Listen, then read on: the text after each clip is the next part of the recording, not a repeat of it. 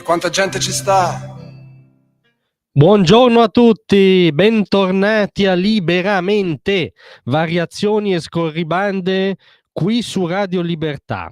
Allora, sapete che in questo spazio, ma in generale in questa radio, spesso testardamente vi proponiamo l'esperimento mentale di uscire dalla bolla del mainstream nostrano, che poi è il solito giro dei soliti 3 o 4 noti, diciamo, ecco, non è che stiamo parlando di una vera elite, stiamo parlando della solita compagnia di giro, del nostro mainstream domestico, e vedere cosa si dice nel mondo, cosa si dice in quei luoghi, in quei giornali, in quei serbatoi di riflessione dove si fa davvero il dibattito, cioè non in qualche becero scantinato presuntamente reazionario con la bava alla bocca.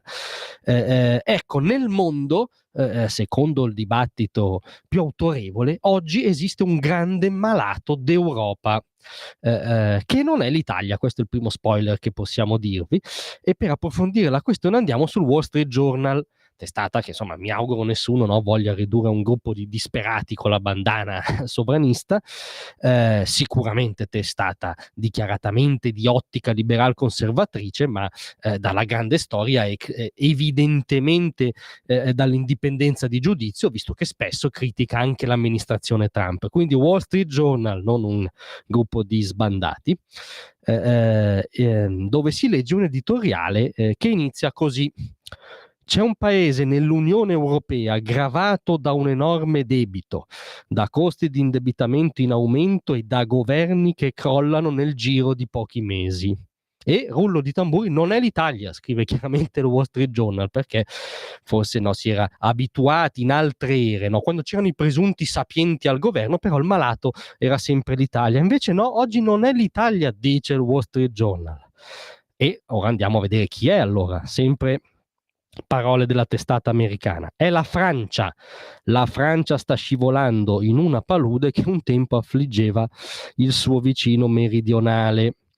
Quanto più la Francia diventa ingovernabile la Repubblica, anche lì dove c'è il tecnocrate in capo, Emmanuel Macron, il prodotto per eccellenza della grande scuola dell'ENA francese. Quanto più la Francia diventa ingovernabile, dice il Wall Street Journal, tanto più gli investitori spingono i suoi costi di indebitamento a livelli familiari alla periferia europea. La Francia oggi, che era uno dei due capisaldi dell'asse franco-tedesco, per il Wall Street Journal è periferia europea. Ma poi non contento, il Wall Street Journal scomoda proprio le responsabilità politiche di Emmanuel Macron.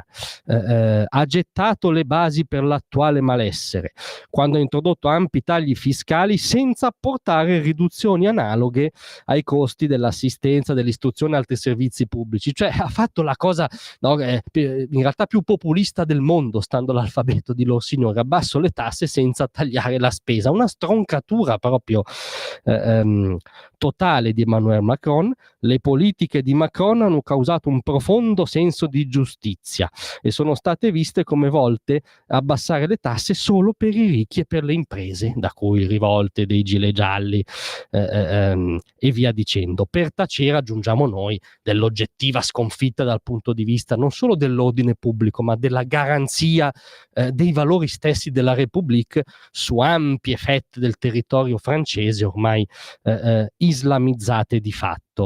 Ecco, allora nel mondo, nei massimi giornali che dettano il dibattito globale, oggi in Europa c'è un grande malato che si chiama Francia, che si chiama Emmanuel Macron. Questa cosa non la trovate solo nel piccolo ombelicale mainstream domestico, dove viene scientemente omessa, ma per forza, perché per anni, decenni, i maestri del mainstream domestico ci hanno detto che Parigi era l'esempio, addirittura la capitale d'Italia, disse Fabio Fazio intervistando Macron in TV, che a Parigi c'era appunto una guida illuminata, autorevole, competente, non questi politicanti populistacci nostrani, soprattutto di centrodestra. Non possono sconfessarsi ora, quindi omettono scientemente la notizia. Ecco, noi invece non la omettiamo, la rilanciamo. Oggi in Europa c'è un malato, si chiama Francia, il responsabile primo è Macron e non accettiamo alcuna lezione geopolitica, economica, di postura rispetto alle crisi belliche, alla Russia, all'Ucraina, nessuna lezione di qualunque tipo da un politico che ha fallito in modo così manifesto. Grazie a tutti, a domani.